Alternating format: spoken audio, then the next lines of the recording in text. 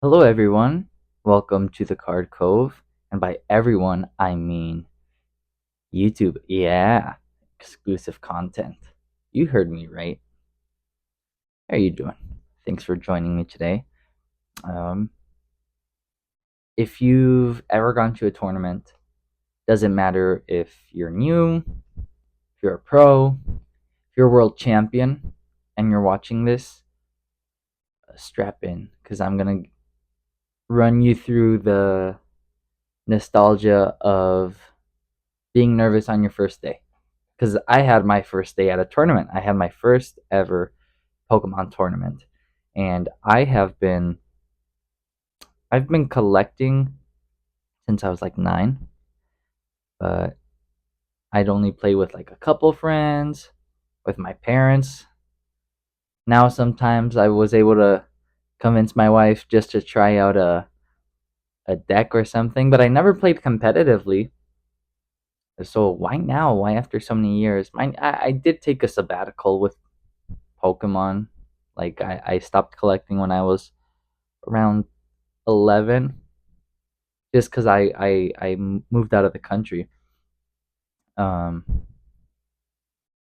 so yeah, why after so many years? Well, if you know anything about the Card Cove or about me, I'm working to open up a card shop here on Oahu. I want to open up Captain Nemo's Card Cove, and part of being a shop owner in Pokemon, I think, is just understanding the game, not just the collector side of it, but the actual Pokemon TCG trading card game. Exactly. Yeah. So I wanted to, do some field work and get hands on with it. It's such a big part of what Pokemon actually is.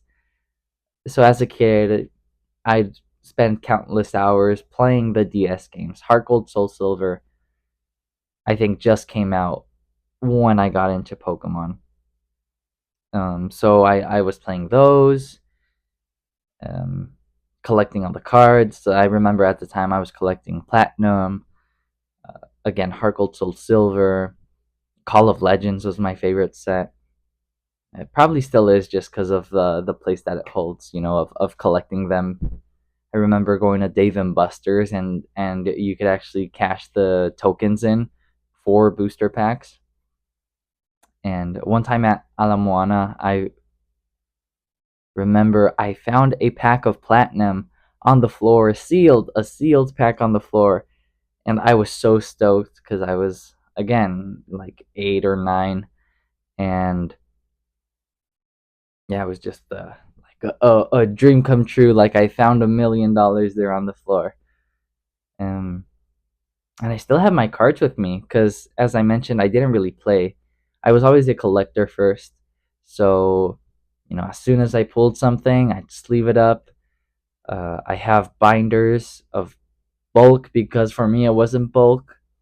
I have them in the Pokedex order and then in chronological order of release date of the set.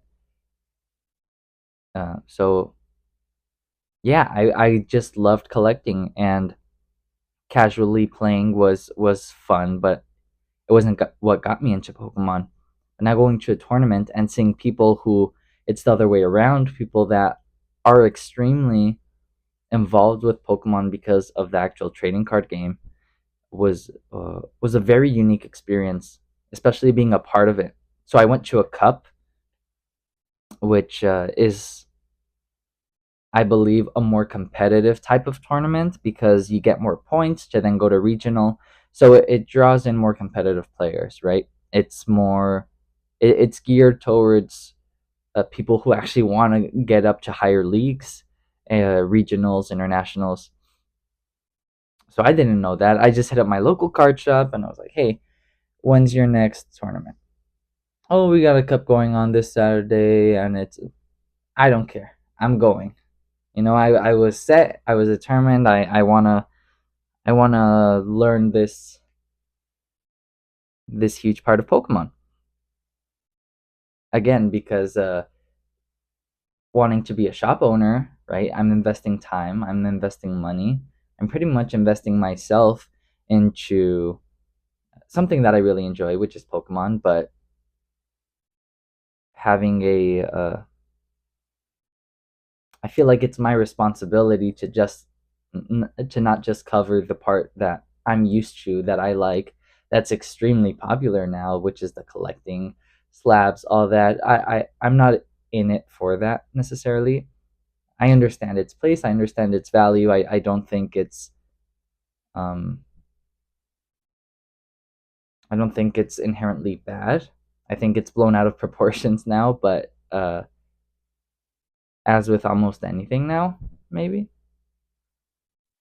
So yeah, I just feel like it's my responsibility as someone who's becoming very involved with Pokemon to have a good grasp, a good understanding of all sides of it.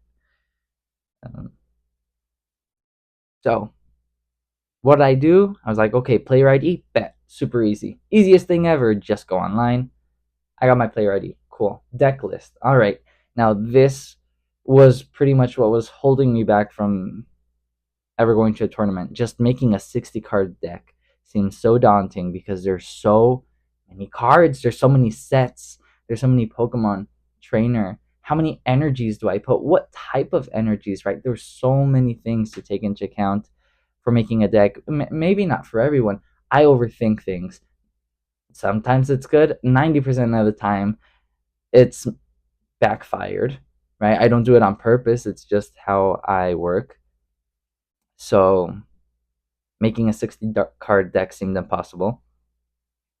But now that I'm older, I'm a lot more mature, I hope.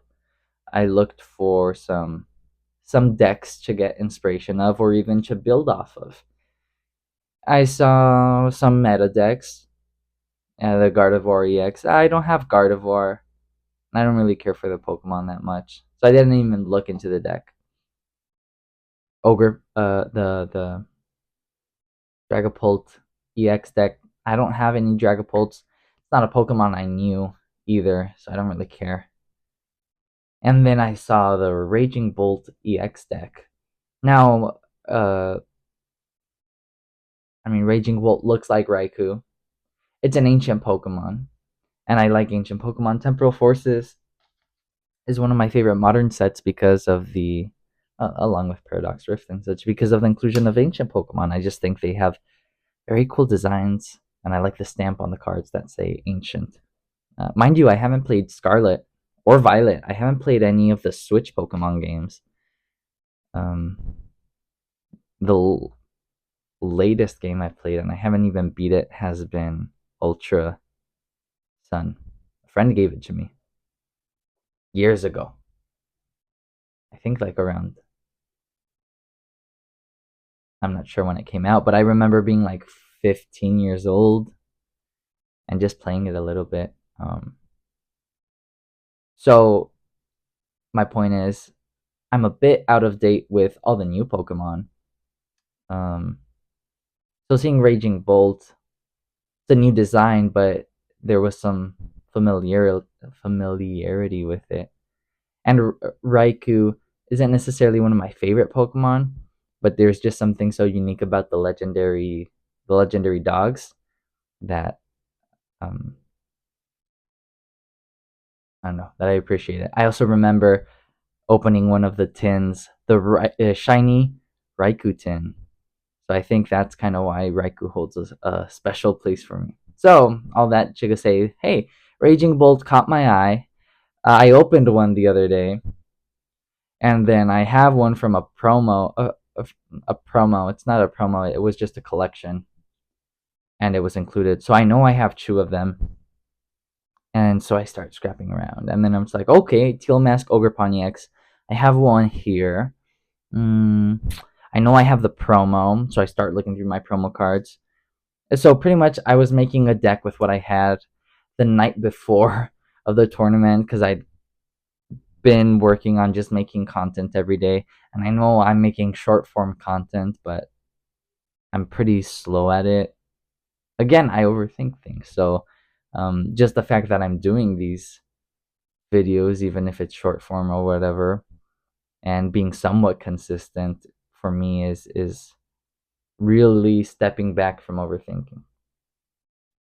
So I just put together what I could. I didn't have the exact cards to follow the meta deck.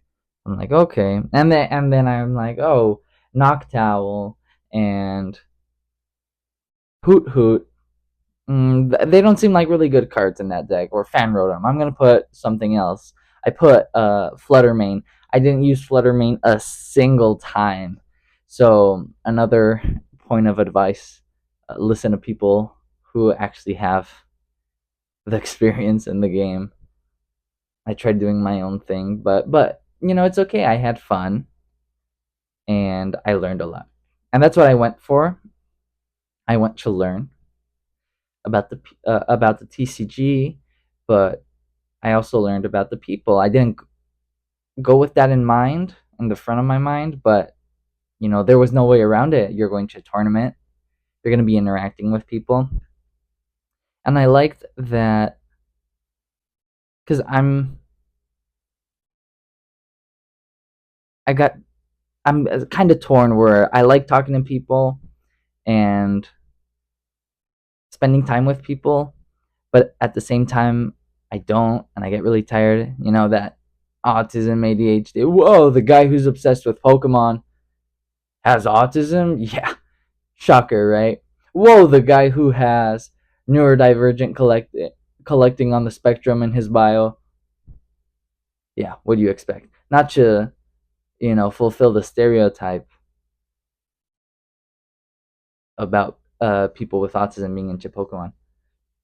Which I don't know what it is specifically about Pokemon. Like, there's a lot of franchises, so I wonder what it is about Pokemon or Disney, or if maybe it is just a stereotype, and in my case, it did land, so I have that perception. Anyways, um, so at the tournament, being able to, you're forced to be with people, but at the same time, there's not that much. I didn't feel that pressure to have to interact. Like, I could just be there just to play the game, and I felt like I would have been fine. Whereas in other situations, I feel like I have to do small talk, I have to talk. There, I felt like I could just go to play the game, and no one would bat an eye. Everyone was there just to share space with Pokemon, and that was really cool because yeah, that's my jam. Sharing time with people, but with like an objective, with a common ground that isn't just talking. So like board games, I absolutely love board games, but I never play them. But if it's like having people over, or like seeing a friend or something, I'll 100% opt for playing a board game because I feel like I'm spending time with that person, working together, even if it's against, you're doing something together, and with a common goal. So it's not necessarily like having to make the eye contact and put all your eggs in that person's basket, which in Spanish would sound pretty bad. But if you both are looking at the same thing, it's cool. It's like, whoa, we're both appreciating, or we're both thinking about this same thing, without having to do it directly. Like, we're sharing time, we're sharing company through this thing, which is a bit easier. I feel like it takes the pressure off of one.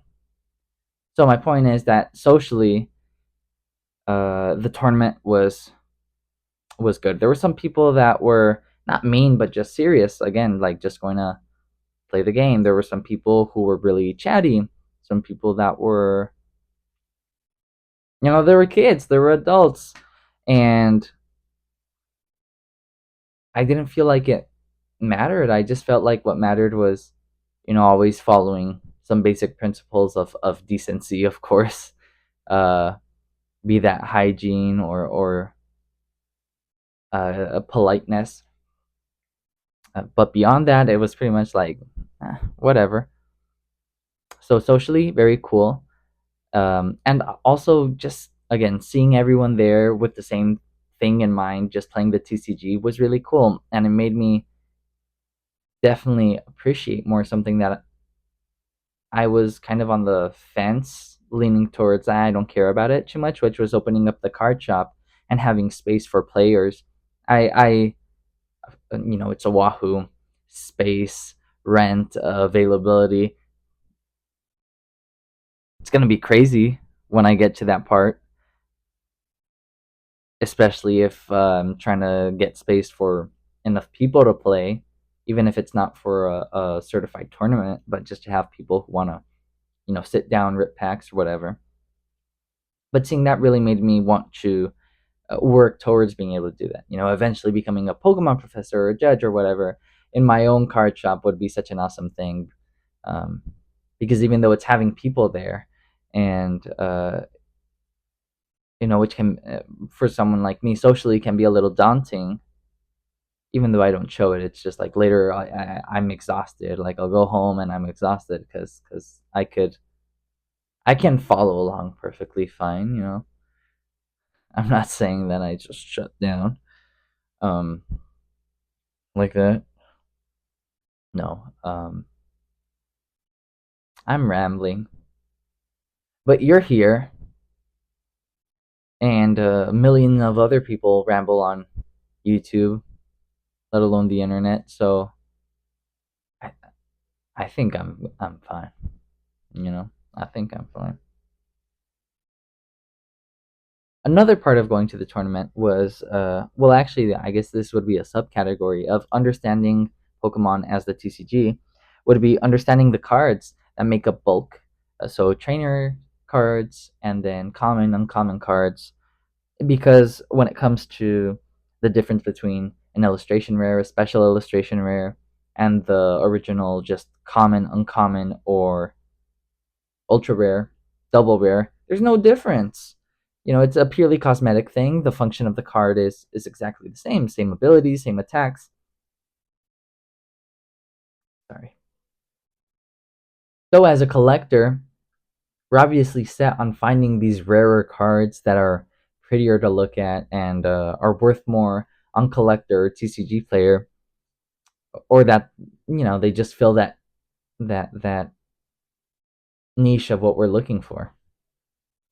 But as a player, it's pretty much like every card has something to give. I mean, obviously there are bad cards, but still, you can't have good cards without bad cards. So there's that rule in the book as well. And so, for example, this Badoo, I had one in my deck, and it won me 2 rounds. It won me 2 rounds, and you look at this card, even if you're not a player. I mean, you see the 320 HP cards, and then you see this 30 HP Badoo with a 10 damage attack. What are you gonna think of it? But it really came through. So it was extremely interesting to see how these otherwise ignored cards require some analysis, require some inclusion as a player. And so opening a pack, it's much more exciting when you're like, oh, I'm looking for these trainers, these supporters. I'm looking for a play set, which would be 4 of a card, since you can have um, 4 of each for the most case, right? A spec cards, for example, you can only have one per deck. So if you got one, you're good. But yeah, it's exciting to get bulk now and then to sort through it, to be like, okay, what can I use in a deck? Uh, Organizing them in play sets of like, oh, I'm missing a 1 for a play set, or I'm missing 3. Um, and then for me, it was weird because I'm always so careful with my cards, and I just wanted to rush into play so much, and I had some cards that for me are valuable. I pulled them, I got them, like those Raging Bolt EXs, even though they're not full arts, right? It's just a double rare. Uh, they're still hard to pull, not like SIRs, but they're still pretty rare cards, relatively. So I was like, oh man, I'm gonna scratch these up. I've never used my binder cards in the deck, and I didn't care. I didn't care. It was the first time I didn't care because I was just having uh I was having so much fun, but because I was using them. Like, I'm using these cards. I don't have any other option. If I had maybe more Heal Mask Ogre pawns that weren't the full arts, I would have, or the promos, I would have used those.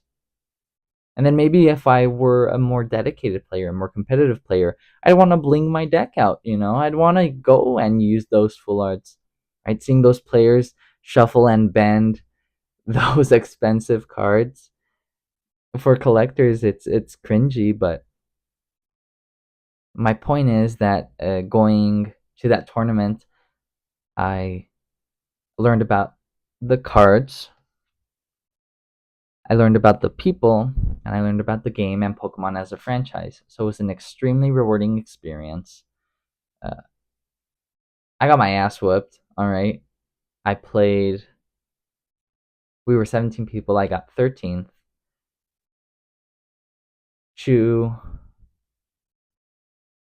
one win. Chew, one win, three ties, one loss. But I want to go again. Now the thing was, it lasted so long. I got there at 10 in the morning to get early for registration, and I left at like 6:30 or 7, and then the top 4 kept going. So, and I didn't know. I thought like, "Oh, I'll get there, and if I lose, which I probably will, they'll just send me home." Or like it'll last a couple hours at most, cuz I didn't know that the rounds were 50-minute matches, best of 3, which is what we did, and they were 5 rounds. So, I just had a banana and a handful, not even a full Ziploc bag. I just put a handful of peanuts in a Ziploc bag, and I was very hungry. So now I know for future reference, because they don't give breaks. They give us a very generous 10-minute break. Yeah.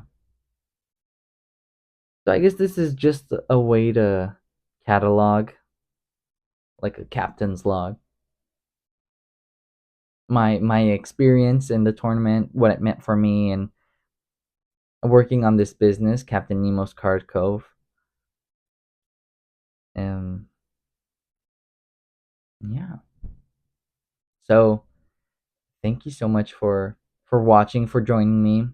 I like watching videos like this when I go for a run or wash dishes, just to have something in the background to make something that could be a bit mundane more entertaining. So hopefully this did the same for you. And if it did, please leave a like, subscribe even. I don't have that much content now. It's all short form, but for YouTube I'm gonna start making this this content, if you can call it. So yeah, I hope you like my Sharpedo microphone. He's holding it for me. Thank you, Sharpedo. You know where I got this guy? I got this guy at an exclusively Pokemon store, which is kind of hard to find. You go to card stores and there's One Piece, there's Magic, there's Yu-Gi-Oh, there's Digimon. But this store, it was very small, but it was all Pokemon, and I loved it. I'd like to recreate that, not that specific store, but be able to be as Pokemon exclusive as I can, because I actually don't like anime outside of Studio Ghibli and Pokemon content, which even then I don't watch the Pokemon anime. I don't care for the trainers or that stuff that much, but as far as the video games, the cards, um, the video games very secondary. When I was young, they were huge for me, but as an adult, the cards, the characters, the creatures. sorry, the designs, because I actually study marine biology at Manoa. So this is kind of my way of putting my two big special interests together, which are the ocean, biology, and Pokemon. So that's what I'm working for with the Card Cove, making a marine, ocean themed card store. Because there's some great cards here on island. There's my favorites from the Heart, Loha Card Shop. There's a lot of stores. I can't name them all right now, but yeah, I'd like to give my piece, not take from their cake, but add a slice by making a store that's very thematical and a place for me to just work my guts out, to hopefully make a living and honestly be surrounded by things that I like, which are uh, again Pokemon, the ocean, and hey, at least I'll have a degree on my hand. So yeah, that's it, guys. Thank you so much, and until next time at the Card Cove.